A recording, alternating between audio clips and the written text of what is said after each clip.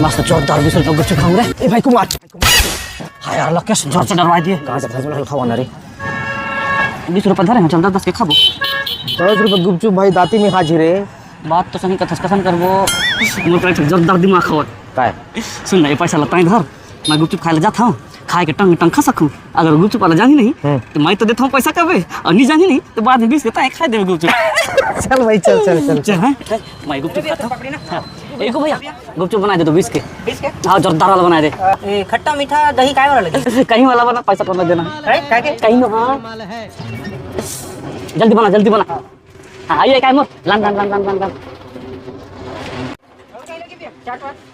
दही वाला एक ठंडे दही वाला गोलमाल है भाई सब गोलमाल है गोलमाल। ए कुमार, ए कुमार काय है? पैसा कौन दही? पैसा लकेश दी। लकेश कहाँ है? वही तो है। अरे दलिद्दर नहीं फोकट के खाए बर इत्या बर्तन मांस तो काली नहीं चली काली अभी पहली मांस पहली बर्तन ला चल फोकट के खाए बर चले आओ। ते नमक खराब लकेश के चक्कर में 1 घंटा ले बर्तन बन जाई। कोई को ये धोखे ये